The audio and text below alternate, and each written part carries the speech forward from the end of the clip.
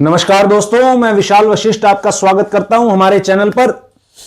दोस्तों 2024 है, चुनावों का दौर है और बहुत सारे बैनर पोस्टर हम लगे हुए देखते हैं आज के समय में कि ये व्यक्ति जो है चुनाव लड़ेगा, फलानी पार्टी से फलाना बंदा है। तो दोस्तों हरियाणा की राजनीति में 2024 का है अहम रोल। तो 2024 में हरियाणा की राजनीति में एक अहम भूमिका निभाने वाले व्यक्ति हैं गांव खेवड़ा से श्रीमान संजय अंतिल जी। सर नमस्कार। नमस्कार। तो दोस्तों आज बातचीत करेंगे इनके साथ, क्या इनका उद्देश्य है जिंदगी का। वकालत साहब करते हैं और वकालत से राजनीति की तरफ कैसे कूच इन्होंने कर दिया, क्या मजबूरियां रही या कोई पुराना नाता था। आइए दोस्तों बातचीत शुरू करते हैं। सर कैसे राजनीति की तरफ कदम बढ़ाए, वकालत करते हैं आप, वकील हैं जी, तो कैसे राजनीति की तरफ कूच करने का सोचा। देखो पहले मेरा शुरू से, क्योंकि हमारा जो परिवार है गांव की राजनीति में करियर है मेरा परिवार। मेरा दादाजी भी सरपंच रहे अच्छा हैं गांव के, और मेरे चाचा जी भी सरपंच रहे हैं। तो उनको देखते हुए मेरा भी इंटरेस्ट था, क्योंकि मैं बड़े बुजुर्गों में बैठता था और बातें सुनता था। तो मेरे मन में यह था कि मैं गांव का सरपंच बनूं और गांव का विकास कार्य करूं। फिर मेरे चाचा जी भी कांग्रेसी थे, तो वो भी टिकट की लाइन में थे। तो भाग्य की बात है, नहीं बन पाई बात। तो मैं उनको देखते हुए मेरा भी इंटरेस्ट बन गया। पारिवारिक नाता है, पारिवारिक नाता, हाँ। तो शुरू से कांग्रेस से ही जुड़े रहे हैं, कट्टर कांग्रेसी जिन्हें कहा जाता है। हमारा परिवार शुरू से ही कांग्रेसी रहा है। तो कट्टर कांग्रेसी वाली कैटेगरी में आप आते हैं। जी जी जी जी। क्योंकि 3 बार जो है सरपंची ली, पहले दादा ने, फिर चाचा ने, 2 बार वो भी रहे, आपने भी सरपंची करी। बिल्कुल। तो मेन सर कारण क्या है, मान लीजिए टिकट मिल जाती है जी, और एक बार को ये भी मान लेते हैं कि विधायक बन गए जी, ये मुद्दा क्या है, करेंगे क्या विधायक बन के, क्या सोचा है, क्या कर देंगे। देखो जब मैं सरपंच था तो मेरे मन में एक बात थी, मैं गांव का विकास कार्य क्यों करूं। मैंने जो कार्य किए, जो मेरे देखो कार्य पहले सरपंचों ने भी किए हैं, अब बट सबसे ज्यादा सब एक तरफ, क्योंकि मेरे परिवार से भी सरपंच रहे हैं और सब एक तरफ, और मेरा विकास कार्य जो एक तरफ रहा है। तो चाहे इसके बारे में गांव में पता कर लेना। तो मेरी एक सोच है, मेरी मेरा ये है कि मैं अच्छा करूं, मैं कुछ और बेटर करूं। तो हल्की के लिए जैसे आप देख रहे होगे, रोड का बुरा हाल है, रोजगार नहीं है, लोग बेरोजगार हैं बहुत ज़्यादा। और आप मेरे ख्याल से ना कोई शिक्षा का प्रबंध है, ना कोई हेल्थ के कोई कहीं अपना हेल्थ का कोई प्रबंध है। मैं फॉर एग्जांपल बताता हूँ, मैं अपने गांव की डिस्पेंसरी में चला गया, यहाँ CHC सेंटर है खेवड़ा में जी। मैंने डॉक्टर साहब को कॉल की, डॉक्टर साहब आप आ रहे हो? बोला ठीक है, हाँ जी मैं आ रहा हूँ, आ जाओ। तो मैं वहाँ पे गया, तो मैं बुखार था मेरे को, थोड़ा फीवर वगैरह। तो मैं डॉक्टर साहब से बोला, डॉक्टर साहब दवाई, पैरासीटामोल की गोली नहीं मिली वहाँ बुखार की, और तो क्या, उन्होंने मेरे को पर्ची लिख के दी कि बाहर से ले लेना। तो स्वास्थ्य के हॉस्पिटल में चले जो, वहाँ बुरा हाल है, लोग पड़े रहते हैं, ना कोई दवाई है, ना कोई संभाल है, तो कहीं कुछ नहीं है। ये सरकार ने सिवाय नुकसान के लोगों का कोई फायदा नहीं किया। आप किसी गांव में जाके देखो, ना कोई विकास कार्य धरातल पे, हाँ हवाई है बस रही। तो अभी के सरपंच या अभी के मौजूदा विधायक सुध लेते नहीं, क्या शिकायत है आपकी? देखो मौजूदा विधायक के बारे में, जो हमारे बीजेपी से विधायक हैं भाई मोहन लाल बड़ौली जी, उनके बारे में बताता हूँ ना। तो वो कभी मेरे ख्याल से, अब वो आए होंगे संकल्प यात्रा जो भी थी, वो पॉलिटिकल यात्रा थी। संकल्प यात्रा कौन सी थी? एक राजनीतिक बीजेपी की यात्रा थी वो, और उसका खर्चा सरकार द्वारा, पंचायतों द्वारा करवाया गया है। पूरे हरियाणा की बात कर रहा हूँ मैं, अपने यहाँ राई में भी। क्योंकि मेरे गांव में जब संकल्प यात्रा आई थी, तो जो पैसा लग गया था उसमें पंचायत ने पैसा लगाया था। और पंचायत, सरपंच बेचारा क्या कर सकता है? सरपंचों के तो हालात आपने देखे हुए, जूते मारे थे, उड़े लठ मारे थे सरपंच तो पीटे थे। छोटी सरकार इन्होंने नहीं बख्शी, तो आम आदमी का भला क्या कर सकते हैं? और उनके तो हाथ बांध रखे हैं भाई सब सरपंचों के, तो उन्होंने क्योंकि पावर छीन ली। 5 लाख से ऊपर काम नहीं कर सकते। ये है, अगर 5 लाख से ऊपर काम करेगा उसका टेंडर कराओ। गांव में कोई विकास कार्य नहीं हो रहा, क्योंकि 5 लाख में आप छोटी सी गली बना सकते हो भाई साहब। 12-13 रुपए की तो एक टाइल आती है। ये निगम के अंडर भी तो आ गए थे आपके गांव, फिर हटा दिए गए, क्या कहानी है इसके पीछे? जो हमारा फंड था पंचायत का, वो उन्होंने ले लिया, बाकी फिर निकाल दिए, वो रख के नहीं। तो इस चीज का क्या दुख होता है या खुशी रहती है? भाई सरपंची में ही रह गया गांव या निगम में आके खुश थे? आपकी पर्सनल राय इसमें क्या रहती है? देखो, हम तो निगम में भी खुश थे, हमने कोई दिक्कत नहीं थी, चलो भाई फैसिलिटी मिल रही थी। बाकी ये है, निगम में थोड़ी सी परेशानी ये थी, जैसे गांव का जो बेचारा जो गरीब तबका है वो पैसे लगाकर निगम में जाना पड़ता था, टाइम खराब होता था। पंचायत में ये सरपंच के पास ही दे जाओ और काम हो जाते हैं लोगों के। जी सर, मैं देख रहा हूँ कान टूटे हुए हैं। पहलवानी भी आपने करी है इसका मतलब अपने समय में? बिल्कुल पहलवानी की है मैंने, कुश्ती की है, मैं नेशनल भी खेला हूँ बट पोजीशन नहीं आ पाई थी मेरी। मैं ऑल इंडिया यूनिवर्सिटी भी खेला हूँ जाट कॉलेज की तरफ से, उसमें मेरी सेकंड पोजीशन आई थी। अब उसके बाद फिर मेरे को चोट लगी थी, फिर मैंने सोचा अब कुछ न कुछ तो करना ही है, तो मैंने PA की, उसके बाद मैंने LLB की और फिर वकालत शुरू की। मतलब पहलवानी, कुश्ती करी, फिर वकालत करी और अब राजनीति में धोबी पछाड़ देना चाहते हैं आप? आप लग रहे हैं भाई साहब, अगर जनता का आशीर्वाद रहा, लोगों का साथ रहा तो जरूर प्रयास कर रहे हैं। प्रयास तो लोगों के ऊपर है, बाकी बात। राई क्षेत्र आपका आता है, तो क्या सपना संजय अंतिल देखते हैं कि भाई अगर विधायक बन जाते हैं तो क्या बदलाव कर देंगे? वैसे मेरी एक सोच है, अगर हरियाणा में अगर कोई किसी हल्के के विकास कार्य में नाम है तो राई का है, चाहे वो गांव के विकास की बात हो या इंडस्ट्री जो जोन है उसकी बात हो, कहीं वो रोजगार की बात हो, कहीं वो स्वास्थ्य की बात हो, कहीं वो शिक्षा की बात हो। जी, तो मेरी अपनी ये सोच है, अगर हरियाणा में किसी कभी जेकर चले तो ये लोग ये कहें हाँ राई में विकास कार्य हुई है। राई और कुंडली सर बड़े बड़े दो इंडस्ट्रियल एरिया लगते हैं हमारे। दिल्ली से लगता हुआ हमारा एरिया है, NCR में आता है। अगर इस क्षेत्र से थोड़ा आगे जाऊं तो मैं बड़ी इंडस्ट्रियल एरिया भी सोनीपत डिस्ट्रिक्ट में लगता है जी। तो बड़े बड़े 3 इंडस्ट्रियल एरिया हो गए। उसके बाद सेक्टर 23 का भी है इंडस्ट्रियल एरिया तो सोनीपत के अंदर। जी। तो फिर भी बेरोजगारी और युवा परेशान, बाहर के लोग मैं देखता हूं बड़े जो है यहाँ आ गए हैं जी, वो काम कर रहे हैं, तो क्या हमारे युवाओं में प्रेरणा कम है उस चीज की? आपकी क्या सोच है इस पर? देखो क्या है, जो बाहर के लोग आए ना जी, तो वो क्या कारण क्या है, वो कंपनी वालों को भी वो थोड़े पैसे में काम कर देते हैं, और हमारा जो युवा है पढ़ा लिखा है वो रोजगार चाहता है, तो उस लेवल उस तरीके का ये रोजगार नहीं दे पाते। और सरकार के मोदी, मैं कहता हूँ BJP वालों ने कहा था, मोदी जी ने भी कहा था और खट्टर साहब ने भी कहा था, अब साल में हम 2 करोड़ लोगों को रोजगार देंगे। मेरे ख्याल से तो मैं अपने गांव की बात बताता हूँ, मेरे ख्याल से यहाँ मेरा गांव बहुत सेकंड लार्जेस्ट गांव है राई कॉन्स्टिट्यूएंसी का, और मेरे ख्याल से पिछले 9 साल में मैं मुश्किल से 2-3 बच्चों को अगर रोजगार मिला होगा, नहीं तो किसी को कोई रोजगार नहीं मिला। लोग बच्चे भटक रहे हैं, गलत रास्ते की तरफ जा रहे हैं, क्योंकि रोजगार नहीं होगा तो कोई कहीं ना कहीं खर्चा चलाए, गलत रास्ता ही चुनेंगे। जी। अभी मौजूदा सरकार क्या विकास नहीं कर पा रही, आपको क्या लगता है? भाई साहब, विकास की मैं कल की बात बता देता हूँ, ज़्यादा लंबी बात पे ना जाते हुए। हमारे यहाँ सत्ता पक्ष का BJP का विधायक है भाई मोहनलाल जी जी। और कल बरसात हुई, ओलावृष्टि बहुत ज़्यादा हुई, लोगों का बहुत ज़्यादा नुकसान हुआ। विधायक जी रेल को झंडी दिखाकर रवाना करे थे अयोध्या के लिए, लोगों को बैठा रहे थे उनमें अयोध्या के लिए, भाई राम मंदिर के। चलो राम मंदिर, हमारा भी मंदिर राम है, हम भी मानते हैं, हमारा भगवान है, हमारी श्रद्धा है, हम भी सनातनी है, अच्छी बात है।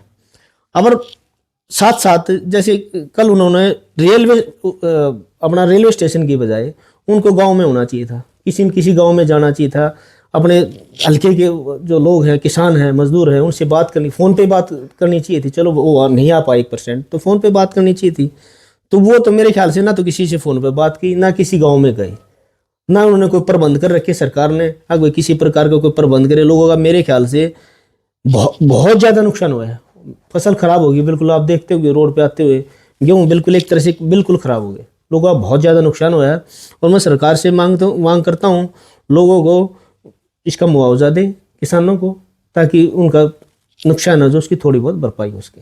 सर सरकार सत्ते में तो नहीं आ जाएगी, पहले ही किसान जो है आंदोलन कर रहे हैं MSP को लेकर के। देखो एक बात आपने सुनी होगी, मोदी जी ने जब भाषण देते थे, मोदी जी जो कांग्रेस की सरकार थी सेंटर में, हम भी सुनते थे, उन्होंने एक बात कही थी, किसानों को MSP की गारंटी जी कही थी, 2 करोड़ रोजगार, 15-15 लाख रुपए खाते में। आप बता दो ना कहाँ गए सरकार? इसकी जिम्मेदार खुद सरकार है। इन्होंने किसान कानून बनाए पीछे, 13 महीने किसान रोडों पर रहे, अगर इन्होंने वापस ही लेने थे तो उसी दिन क्यों नहीं वापस लिए इन्होंने? ये इतना नुकसान हुआ। मैं इंडस्ट्री की बात, अपने यहाँ कुंडली की बात करता हूँ, मैं राई की बात करता हूँ।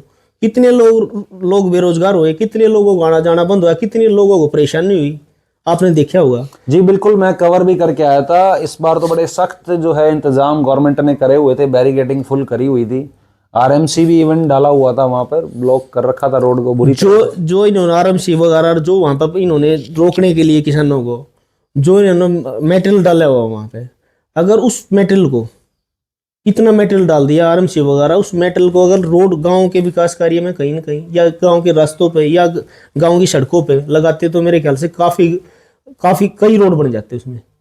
तो वो कितना, आप अंदाजा लाओ कितना नुकसान होगा उससे। जी, कितना वहां पे मेरे ख्याल से तोड़ते हुए भी है ना कई दिन लग जाएंगे इनको। आपका पॉइंट सर वैलिड पॉइंट है, मैं समर्थन करता हूं इस पॉइंट में आपका कि वो लगाया गया है मटेरियल उखाड़ा जाएगा तो नुकसान तो होगा ही। हालांकि सरकार का शायद कोई अपना और नियम कानून कुछ और उनका दृष्टिकोण रहा होगा कि कैसे भरपाई करेंगे। आप ज्यादा बता सकते हैं, राजनीतिक व्यक्ति हैं आप। भाई साहब देखिए, भरपाई किससे होनी है? नुकसान तो वो भरपाई हमारे से होनी है। सरकार नुकसान तो हमारा किया है ना जी। इस तरीके की जरूरत नहीं थी भाई। जो आरएमसी वगैरह जो इन्होंने वेस्टेज किया है वो सारा, उसकी जरूरत कहाँ थी? कौन जा रहा था? आपने देखा कौन कौन कौन आया था यहाँ तक आया? नहीं, बिल्कुल जी, इस बार कोई नहीं आया। आया क्या कोई? जी। हर लोगों को कितनी भारी परेशानी हो रही है, आप देखते हो जाम बुरा हाल है। कोई अभी एक साथी था बीमार हो गया, उसको हार्ट की दिक्कत थी, मतलब वो बहुत वो जिंदगी और मौत के बीच में झूल रहा था। रास्ते में भी किसी नरेला हॉस्पिटल में गया, वहाँ डॉक्टर से बात की उसने, मुश्किल से वो दिल्ली पहुंचा हुआ। तो हालात कितने खराब आप देखो ना भाई साहब। आम आदमी परेशान है तो सरकार का काम ही परेशान करना है। सरकार का काम ये है कि ये किसानों वाले बहुत मांगे जायज है, किसानों की एमएसपी की गारंटी देनी चाहिए सरकार ने।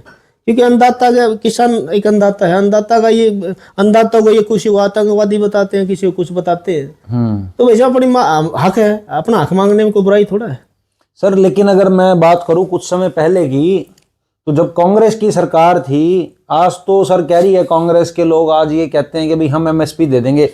वो पहले क्यों नहीं दिया एमएसपी उन्होंने? पहले कहाँ थे वो? देखो हुड्डा साहब के टाइम में है ना, हरियाणा में कांग्रेस की सरकार थी। हुड्डा साहब के टाइम में चाहे वो धान का भाव हो, चाहे वो गेहूं का भाव हो, चाहे वो बाजरे का भाव हो, चाहे वो मक्की का भाव हो, मतलब हर फसल वो थी ना हुड्डा तेरे राज में, वो जीरी जाएगी जहाज में, तो असली में जीरी जहाज में गई थी। लोगों को अच्छे भाव मिलते थे। भाव जब अच्छे भाव मिलेंगे तो फिर हमें एमएसपी थोड़ी मांगेंगे। अगर हमारा फसल का भाव अच्छा मिल जाएगा, उम्मीद से ज्यादा मिलेगा, तो फिर एमएसपी थोड़ा मांगेंगे हम। तो एमएसपी तो इसलिए मांग रहे, सरकार भाव नहीं दे रही। आप ये देख लो ना, महंगाई कितनी है जी। गरीब आदमी का गुजारा करना मुश्किल है भाई साहब जी। महंगाई कितनी है, और फिर बेरोजगारी कितनी होगी। हुड्डा साहब के टाइम में, मैं अपने गांव में बताता हूँ, मेरे गांव खेवड़ा बहुत बड़ा गांव है, 10 तो टीचर लगे थे। टीचर खेवड़ा गांव में 10 टीचर, और मेरे ख्याल से पुलिस में भी लगे होंगे, और रोजगार भी बहुत जगह मिला हुआ है, कोई नहरी विभाग में, किसी भी विभाग में। मतलब ये सुनते रहते थे भी आज उस गांव का लग गया लड़के, 5 लड़के वहां के लड़के, आज 4 लड़के वहां के लड़के, 10 लड़के वहां के लड़के। मेरे ख्याल से तो मैंने इस राज में तो कुछ दिया ही नहीं, क्योंकि किसी का बच्चा लग गया हो, 1-2 बच्चे ने छोड़कर 10 साल के राज में। तो वैसे बेरोजगारी का बुरा हाल है। नाराज हैं आप खासे जो है बीजेपी की सरकार से? मैं क्या नाराज हूँ, आम आदमी नाराज है। आम आदमी नाराज, आम आदमी नाराज है। आप धरातल पे जाके देखो ना भाई साहब, कुछ नहीं है। चूंकि ये ड्रामेबाजी और जुमलेबाजी कितने दिन चल रही है भाई साहब। देखो धरातल पे काम करना पड़ेगा, धरातल पे तो कोई काम करनी है ना। आप जाके देखो किसी गांव में, राई कौनसी में मैं करीबन 60 गांव में मैं सभा कर चुका हूँ। हाथ से हाथ जोड़ो प्रोग्राम के तहत जो हमारी कांग्रेस पार्टी द्वारा चलाया गया है। और सर गाड़ी पे जाते हो कि पैदल जाते हो? पैदल भी जाता हूँ भाई साहब, जैसे दूसरे गांव में जाते हैं तो गाड़ी से जाता हूँ। एक मुद्दा दोस्तों मैं अपनी डिबेट में भी उठा चुका हूं और मैं अक्सर उठाता हूं, और वही सवाल जो है पुराना मेरा, मैं आपसे पूछता हूं, सड़कों पर मजा आता है आपको चलने में? भाई साहब क्या है, आप कहीं इंडस्ट्री एरिया में चले जाओ, वहाँ क्या है, पैच लगा रहे हैं वो पैच। अगर 3 दिन बरसात होगी ना, देसी लैंग्वेज में दोस्तों रफू बोला जाता है उसको, रफू कर रहे हैं, रफू कर रहे हैं उसको। तो अगर 2-3 एक बरसात और होगी ना, तो रोडियर वहां कुछ नहीं मिलेगा, उससे बदतर हालत हो जाएगी। और अब भी बदतर है चलते समय। आप देखो ना कहाँ पैच कितने दिन चल सकते हैं। एक ये नुकसान भी हो रहा है ना साथ साथ। भाई वो पैच हमने लगा दिए और वो 2 दिन में फिर टूट गए। तो नुकसान होया कि नहीं होया? तो खाली नुकसान के सिवाय इनको कोई काम नहीं करना आता। और गांव में जाता हूँ मैं, भाई साहब गांव में इतना बुरा हाल है, पूछो ना कहीं भी। मतलब कुछ आप किसी गांव में चले जाओ, जो विकास कार्य हुड्डा साहब के टाइम में हुए थे ना, जो पंचायतों ने किए थे या विधायक, जो विधायक थे पहले, उन्होंने भी काफी कार्य करवाए गए थे उनके द्वारा भी। मतलब हुड्डा साहब ने जो काम कर दिए वो हो गए मेरे ख्याल से। उसके बाद कोई, मेरे को नहीं लगता कोई विकास कार्य हो ना मैंने। लेकिन जनता ने तो नकार दिया हुड्डा साहब को। देखो वैसे अब क्या था, लोगों का एक लोग है ना मोदी वे में बह गए, थोड़ा सा नाराजगी हो जाती है 10 साल के बाद। बाकी हुड्डा साहब से लोगों को कोई नाराजगी नहीं थी। वो एक थोड़ा सा खर्ची पर्ची वाला जुमला भी हुड्डा साहब के अगेंस्ट चला। भाई साहब एक आदमी बता दो अगर मेरे से पैसे लिए, एक सिंगल आदमी ला दो उनके बारे में, या किसी, मैं जितने विधायक थे या एमपी थे, अपने सांसद थे जो भी पहले उस टाइम में, एक बंदे को ले आ दो भाई उस विधायक ने या उस वर्कर ने अगर मेरे से पैसा लिया कांग्रेस के। तो क्या और इनका मैं बताने लग रहा है भाई साहब, आप तहसील में चले जाओ, वहां भ्रष्टाचार है। तहसीलदार पैसे लेता है भाई साहब, तहसीलों में जाओगे ना आप, 200-300 रुपए गज के एक्स्ट्रा पैसे लेते हैं जो अर्जिनों से बैठते हैं वहां। हम देखते हैं हालात, बिजली कहीं किसी डिपार्टमेंट में चले जाओ, मतलब वहां पैसा क्या है, इतना करप्शन है भाई साहब। अब पूछो ना, काम किसी का होता नहीं, पैसे दे देंगे तो काम है जी। ये है अफसर सही है अभी सारे के। तो दोस्तों, संजय अंतिल जी से हमारी चर्चा रही, और सड़कों का मुद्दा तो सरकार दोस्तों किसी की भी रही हो, सड़कें हमेशा टूटी फूटी मुझे तो सोनीपत में नजर आई हैं। हालांकि मैं उम्मीद करता हूं कि अच्छे दिन आएंगे और बढ़िया सड़कें जो हैं रहेंगी। चंडीगढ़ या दिल्ली के शहर के तर्ज पर सड़कें एक अच्छी सोनीपत में मैं उम्मीद करता हूं कि नजर आए। अभी एक लेटेस्ट मुद्दा और आपकी कॉन्स्टिट्यूंसी का मैं चाहूंगा चर्चा आपके साथ रखें। मुरथल में मैं एंटर कर रहा था एक दिन, और मैंने कवर भी करा है वो, तो वहां नाले आपने देखे? मैंने देखे हैं, आपके जो चैनल है हमारा सोनीपत, मैंने उसके माध्यम से भी देखा था। और मैं सोनीपत गया तो मैंने उस पर भी फोकस ध्यान दिया था जी। वहां क्या था भाई साहब, मेरे ख्याल से इस तरीके का काम तो हम वैसे नहीं लेंटर के नीचे वैसे लगा देते हैं, वो भी नहीं लगा पाते। मतलब उन्होंने ऐसा काम कर रखा है ना, तो उसमें सरिये 4 सरिये खाली, मतलब वो एक मौके पे देख लो ना, कितना करप्शन है, कितना भ्रष्टाचार है जी, कितना नुकसान कर रहे हो। बिल्कुल। मतलब एक वो नहीं होती लिपा पोती ही, फॉर्मेलिटी खाली, हाँ काम दिखा दिया हमने, ये हो जाए और पैसे मिली भुगत करके पैसे खा लिए। सर अब भ्रष्टाचार हो रहा है, ठीक है, मान गए आपकी बात, चर्चा हुई आपके साथ, आपने भी बताया कि आप धोबी पछाड़ देंगे, विकास का कार्य को जो है गति दे देंगे आप, लेकिन कुर्सी मिलने के बाद संजय जी बदल तो नहीं जाएंगे?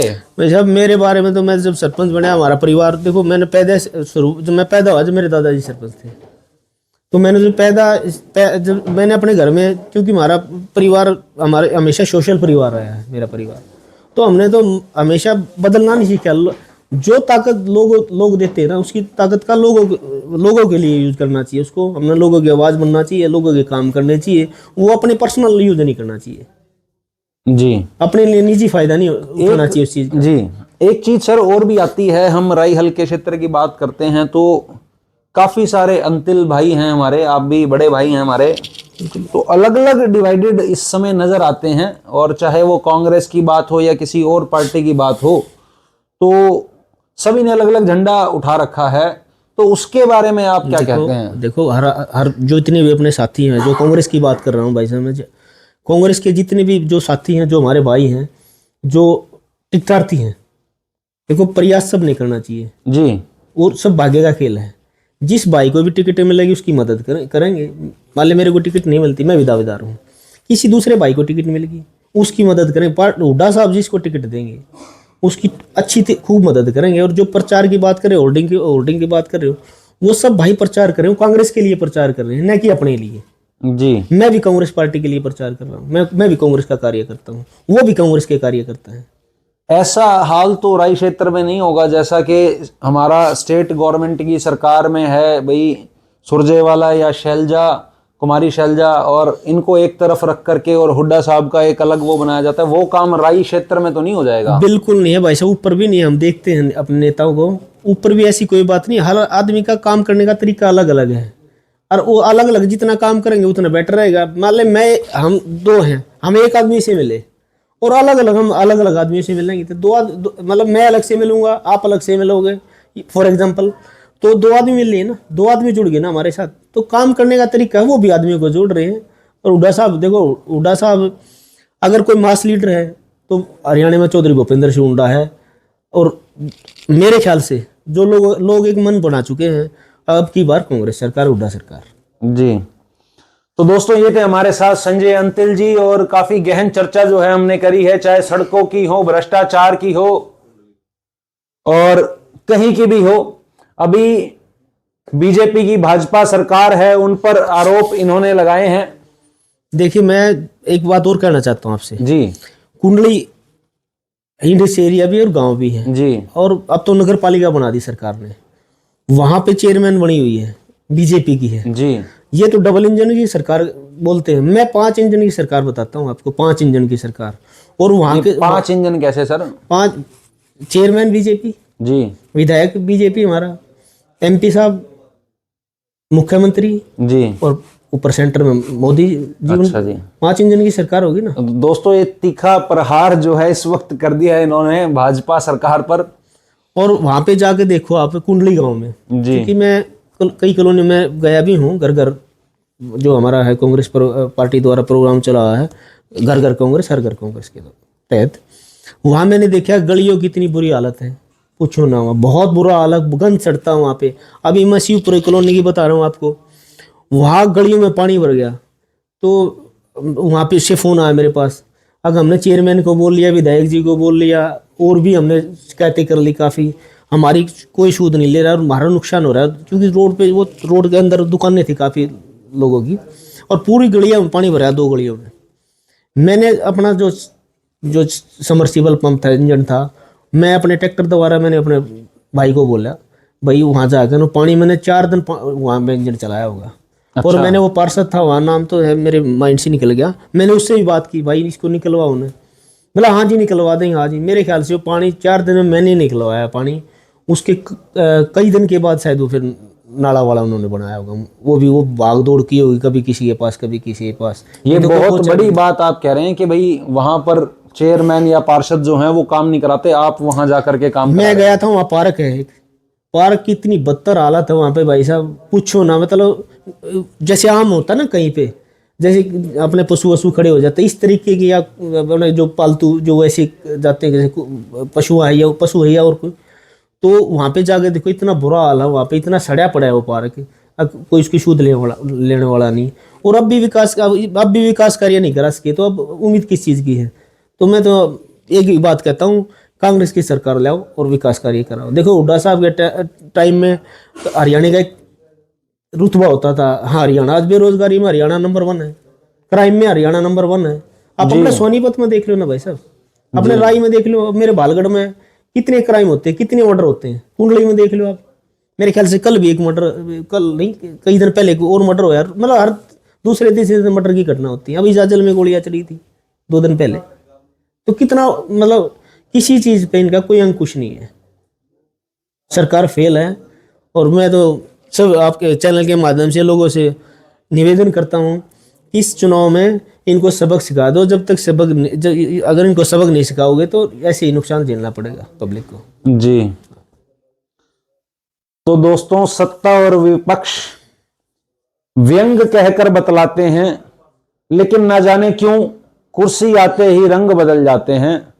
तो दोस्तों आज की चर्चा बड़ी सुंदर हुई, मुद्दे उठाए, तो हालांकि मैं किसी पे पर्सनल कटाक्ष नहीं करता हूं, पर जो मुद्दे हमने सर चर्चा करी है वो ग्राउंड लेवल के मुद्दे हैं।